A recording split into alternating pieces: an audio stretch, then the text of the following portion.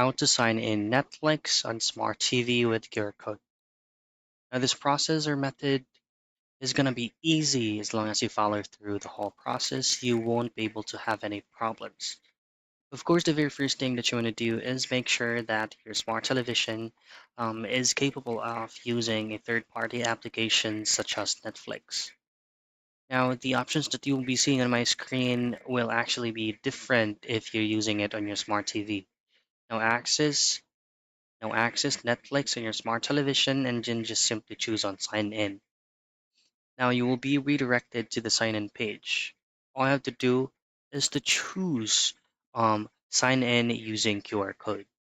So again, this is going to be the options that you will see if you're going to be trying to log in to laptop or PC, only sign in and use a sign in code.